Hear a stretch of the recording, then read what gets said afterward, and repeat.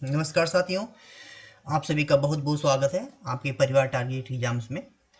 तो मेरे प्यारे साथी, हम लोग क्लास 10th का मैथ पढ़ रहे हैं। इसके पहले प्रश्नावली 1.1 के क्वेश्चन 1 को डिस्कस कर चुके हैं। यहाँ पे क्वेश्चन 2 की आगे डिस्कस करेंगे, जो कि चैप्टर हमारा रियल नंबर है। क्या है? वास्तविक संख्या है। इस प्रश्नावली 1.2 में जो भी हमारे क्वेश्चन होंगे वह संबंधित होंगे एचसीएफ से। किससे होंगे? एचसीएफ से होंगे। और इसमें क्वेश्चन 2 में क्या यूज होगा, हमको एलसीएम और एचसीएफ दोनों के बारे में पूछा जाएगा। ठीक है, तो हम सबसे पहले ये जानेंगे कि एलसीएम क्या होता है और एचसीएफ क्या होता है। यहाँ पे स्क्रीन पे शो कर रहा है। एचसीएफ का फुल फॉर्म होता है हाईएस्ट कॉमन फैक्टर। क्या होता है? Highest common factor. और एलसीएम का फुल फॉर्म क्या होता है? Highest common multiple. क्या है? Highest common multiple. यहाँ पे कुछ नंबर दिए होंगे दो, उनमें से हमको एलसीएम और एचसीएफ पता करना होता है। क्या करना होता है? एलसीएम और एचसीएफ पता करना होता है। यहाँ पे हम एक छोटा सा नंबर लिखे हैं। एक नंबर लिखते हैं हम 6 लिखते हैं, एक लिखते हैं 8। क्या लिखते हैं? एक 6 और एक 8। यहाँ पे हमको ये पता करना है कि इसमें 6 और 8 में एचसीएफ क्या होगा और एलसीएम क्या होगा। क्या है इसका? एचसीएफ क्या होगा और एलसीएम क्या होगा। तो हम 6 को क्या करें, सबसे पहले प्राइम फैक्टर में ब्रेक कर लें। क्या कर दे? प्राइम फैक्टर में, यानी कि अभाज्य गुणनखंड में इसको तोड़ लेते हैं। तो क्या होगा? 6 का 2 गुणा 3 लिख सकते हैं हम, 2 गुणा 3। यहाँ पे जो 8 को क्या लिख सकते हैं हम लोग? 2 गुणा 2 यानी कि 2 दूना 4 दूना 8 हो गया। अब यहाँ पे हमको ये दिखना है एचसीएफ में, यानी कि हाईएस्ट कॉमन फैक्टर में, कि इन दोनों नंबर में कौन सा ऐसा डिजिट है जो कॉमन है। क्या है? कौन सा ऐसा डिजिट है जो कॉमन है। तो यहाँ पे हम देख रहे हैं कि 2 इसमें क्या है? कॉमन है। क्या है? 2 इसमें कॉमन है। तो हम कहेंगे कि 6 और 8 का जो एचसीएफ होगा वो कितना होगा? 2 होगा। कितना होगा? 2 होगा। तो यहाँ पे हम 2 इसके एचसीएफ लिख देंगे। ठीक है, ऐसे ही ध्यान देंगे हम एलसीएम को। किसको ध्यान देंगे? एलसीएम को। तो एलसीएम हमारा क्या होता है? एलसीएम यानी कि 6 और 8 का एलसीएम पूछा जाए, कैसे निकालेंगे? जो हमारे कॉमन है, यानी क्या लिख देंगे? कॉमन, यानी कि जो कॉमन पोर्शन है और अनकॉमन दोनों का जो मल्टीपल होगा वो हमारा क्या होगा? एलसीएम होगा। क्या होगा? एलसीएम होगा। अब इसमें हम क्या देख रहे हैं कि कॉमन कितना है? 2 है। क्या है? 2 है। तो 2 गुणा, और अनकॉमन क्या क्या है? 3 है, गुणा 2 है, गुणा 2 है, यानी कि 2 बार 2 है और 1 बार 3 है। इनको सबको मल्टीप्लाई कर देंगे, गुणा कर देंगे, तो क्या हो जाएगा? 2 दूना 4, दूनी 8, तरीका 24। तो हम कह सकते हैं कि 6 और 8 का जो एलसीएम है हमारा कितना है? 24 है। कितना है? 24 है। और 6 8 का एचसीएफ कितना था हमारा? 2 था। ऐसे ही एक और एग्जांपल हम ले सकते हैं, 8 को और 12 को। किसको? 8 को और 12 को। तो क्या हो जाएगा? 8 को तोड़ लेते हैं हम प्राइम फैक्टर में, तो क्या हो जाएगा हमारा? 2 गुणा 2 2 दूना 4 दूना 8 हो गया। अब यहाँ पे हम 2 को लिख सकते हैं 2 की पावर क्यूब, लेकिन हमको यहाँ पे क्यूब लिखने की जरूरत नहीं है। इसे ही 12 को तोड़ लेंगे। कैसे? इसको भी हम प्राइम फैक्टर में ब्रेक करेंगे, यानी अभाज्य गुणनखंड के रूप में ही तोड़ेंगे। तो क्या होगा? हम क्या 12 को ऐसे लिख सकते हैं? 3 गुणा 4। अब यहाँ पे देख रहे हैं 4 हमारा एक अभाज्य नहीं है, यानी प्राइम नहीं है। तो क्या करेंगे? इसको प्राइम के रूप में बनाएंगे। तो 3 गुणा 2 हो गया। इसको भी ऐसे हम रख देंगे, 2 गुणा 2 गुणा 2। इसमें हम क्या देख रहे हैं? इन दोनों नंबर में कौन सा जो नंबर है वह उभयनिष्ठ है। क्या है? उभयनिष्ठ है, यानी कॉमन है। तो हम देख रहे हैं ऊपर वाले में भी 2 है और नीचे वाले में भी 2 है। क्या है? ऊपर वाले में भी 2 है और नीचे वाले में भी 2 है। ये तो पहले में हो गया। अब फिर देखेंगे यहाँ भी 2 है, यहाँ भी 2 है। तो हम क्या कह सकते हैं कि ऊपर वाले में 2 बार 2 है और नीचे वाले में 2 बार 2 है, तो 2 दूना 4, यहाँ भी 2 दूना 4 हो गया। तो कह सकते हैं इसका जो HCF होगा, HCF होगा, वो कितना होगा 4, यानी कि 2 गुणा 2 हो गया बराबर 4 लिख देंगे। क्या लिख देंगे? 4 लिख देंगे। ऐसे ही पूछा जाए कि इसका एलसीएम क्या होगा, तो जैसे हम यहाँ पे निकाले थे कॉमन इंटू अनकॉमन, यानी कॉमन इसमें क्या है 4 है, तो 4 गुणा, और अनकॉमन क्या क्या हमारा है, ये 2 है और एक 3 है, तो 2 गुणा 3, इनको मल्टीप्लाई कर देंगे, गुणा कर देंगे, कितना हो जाएगा 4 दूनी 8 तरीका 24, कितना होगा 24। तो हम कह सकते हैं कि 8 और 12 का जो एलसीएम होगा वो कितना होगा 24 होगा। क्या होगा 24 होगा।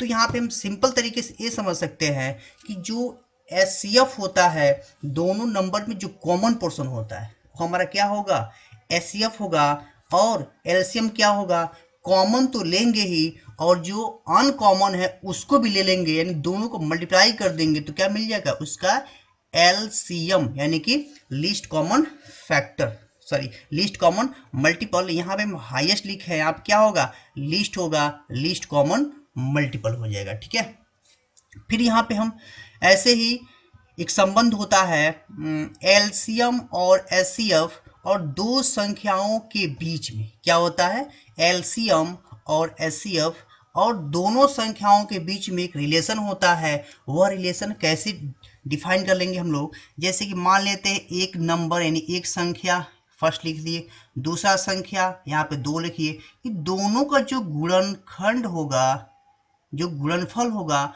वो हमारा किसके एलसीएम यानी कि least common multiple into HCF यानी कि हाईएस्ट कॉमन फैक्टर के बराबर होगा। क्या होगा इसके बराबर होगा। ठीक है, तो हम यहाँ पे एलसीएम और एचसीएफ को एक तरह से और पहचान कर सकते हैं कि किसी नंबर का एचसीएफ वह संख्या है जो कि उन दोनों नंबर को डिवाइड करे। क्या करें, किसी संख्या का एचसीएफ वह संख्या है जो कि वो दोनों नंबर को डिवाइड करे। यहाँ पे देख रहे हैं हम 2 लाए हैं, तो 2 जो है 6 को भी डिवाइड कर देगा, 2 जो है 8 को भी डिवाइड कर देगा, इसलिए हमारा क्या हो गया एलसीएम हमारा इसका 2 मिला है। ऐसे ही जो एलसीएम है इसको कैसे पहचान कर सकते हैं, वह संख्या जो दोनों संख्या से कट जाए, यानी कि क्या हम देख रहे हैं जो 24 है 8 से भी कट जाएगा और 12 जो है जो 24 है वो 12 से भी कट जाएगा, यानी कि दोनों संख्याओं में एचसीएफ रहेगा। ठीक है, तो उम्मीद करते हैं कि ये कंसेप्ट आपको समझ में आ गया होगा। अब चलते हैं हम लोग क्वेश्चन की ओर। कहाँ चलते हैं क्वेश्चन की ओर। ठीक है, क्वेश्चन है इसका पहला क्वेश्चन दिया हुआ है, पूर्णांकों के निम्नलिखित युग्मों के एचसीएफ और एलसीएम ज्ञात कीजिए तथा इसकी जांच कीजिए कि दो संख्याओं का गुणनफल एलसीएम इंटू एचसीएफ है। इसमें क्या करना है हमको, जो पूर्णांक दिया हुआ है इनका एलसीएम निकालना है और एचसीएफ निकालना है। दोनों निकालने के बाद से वो चेक करना है कि जो संख्या है उनका जो गुणनफल आएगा वह एलसीएम और एचसीएफ के गुणनफल के बराबर होगा। ठीक है, यही हमको क्या करना है सिद्ध करना है, जांच करना है। ठीक है, तो चलते हैं क्वेश्चन की ओर। लिखा हुआ है 26 और 91। क्या है 26 और 91। हमको दो संख्या दे दिया है, कौन कौन सा, एक 26 और एक 91। तो हम क्या करें 26 और 91 दोनों का एलसीएम और एचसीएफ दोनों निकालेंगे। क्या करेंगे, सबसे पहले इसका एलसीएम और एचसीएफ दोनों निकालेंगे। तो 26 को और 26 को और 91 को, तो हम इसको भी क्या करें प्राइम फैक्टर में ब्रेक कर लें। क्या करें प्राइम फैक्टर में ब्रेक कर लें। तो कैसे इसको तोड़ेंगे, कैसे तोड़ेंगे, 26 को हम तोड़ेंगे 2 से कट जाएगा, 2 13 बार में, ये क्या ये 13 2 से कटेगा नहीं, ये 13 जो है प्राइम नंबर है ये खुद से ही कटेगा, यानी कितना हो जाएगा 13 करना 13। तो 26 को हम लिख सकते हैं 2 गुणा 13, कितना लिख सकते हैं 2 गुणा 13। ऐसे ही जो 91 है इसको भी हम लोग तोड़ लेते हैं। क्या ये जो 91 है यह 2 से कटेगा, नहीं कटेगा। 3 से कटेगा, नहीं कटेगा। यहाँ पे 13 7 91, यहाँ 7 से कट सकता है, तो कितने बार में कटेगा 7 13 हम 91, 13 7 91 हो गया। जो 13 है ये भी क्या करेगा, सिर्फ 13 से कटेगा, यहाँ कितना हो गया 1 हो गया। अब जो 91 है इसको हम 7 गुणा 13 लिख सकते हैं, तो यहाँ पे लिख देंगे 7 गुणा 13। ठीक है, हमको निकालना क्या है एस सी पहले निकाल लेते हैं। क्या निकालना है हमको, एच सी एफ निकालना है। तो एच सी एफ हमारा कितना यहाँ पे है, यहाँ पे देख रहे हैं 13 यहाँ पर भी है और 13 यहाँ पर भी है, तो 13 इसका एच सी एफ हो जाएगा, यानी हाईएस्ट कॉमन फैक्टर हो जाएगा। कितना हो जाएगा 13 हो जाएगा। ऐसे पूछा जाए कि इसका एलसीएम कितना होगा, एलसीएम कितना होगा, एलसीएम को भी हम क्या करें यहाँ से निकालेंगे। इसका एलसीएम कितना होगा, एलसीएम बराबर अभी बताए हैं कि कॉमन इंटू अनकॉमन, तो इसमें कॉमन क्या है 13, तो 13 गुणा अनकॉमन क्या क्या है 7 गुणा 2, क्या है 7 गुणा 2, तो हम क्या लिख लेंगे यहाँ पे 7 दूनी 14, कितना हो गया 14 हो गया। अब इसका जो एचसीएफ निकाले हुए हैं वो 13 आया, एलसीएम निकाले हुए हैं वो 13 गुणा 14 हो गया। तो हम दोनों को गुणा कर लेते हैं, देखें कितना आ रहा है, 13 गुणा कितना हो गया 14, 4 3 12 का 2 हासिल 1 हो गया, 3 1 हो गया, 3 4 3 7 1 8 हो गया। यानी कि हम कह सकते हैं अब ये कितना हो गया 8 हो गया, 4 3 12 का 2 हासिल 1 हो गया, और 3 का 3 और 4 4 3 7 और 1 8 हो गया, और यानी 182 कितना होगा 182 हमारा इसका एलसीएम हो जाएगा। किसका 26 और 91 का 182 क्या हो गया एलसीएम बन गया। तो हमको यह आंसर नहीं होगा, ये तो हम निकाल लिए कि इसका एलसीएम और एचसीएफ कैसे निकाल लिए। अब हमको निकालना क्या है कि इनका गुणनफल, क्या निकालना है एलसीएम और एचसीएफ का जो गुणनफल होगा इन संख्याओं के गुणनफल के बराबर होगा कि नहीं। ठीक है, तो हम क्या करें, दो संख्याओं का गुणनफल यहाँ लिखेंगे, दोनों संख्याओं का गुणनफल बराबर एलसीएम गुणा एचसीएफ। तो एलसीएम हमारा क्या है, यहाँ पे एलसीएम दिया हमारा 182, एचसीएफ कितना है 13, 21 के बराबर होगा दोनों संख्याओं के गुणनफल के। तो दोनों संख्या यहाँ पे क्या कर लें लिख लेंगे, कितना होगा 26 गुणा 91। हम दोनों को गुणा करेंगे, क्या करेंगे दोनों को मल्टीप्लाई करेंगे, चेक कर लेते हैं कितना आ रहा है। ये कितना 91 है, ये कितना है 26 है, दोनों को गुणा कर लें तो कितना होगा 6 का 6 हो गया, ये कितना हो गया 9 6 का 54 और 2 56 हो गया, और 56 का 6 लिख लिए, हासिल कितना बच गया 5 हो गया। फिर 9 दूनी 18 हो गया, 18 5 23 का 3 हासिल 2, यानी कि 23 66 कितना हुआ 23 66। इसका कितना हो गया 23 66 इसका गुणनफल हो गया।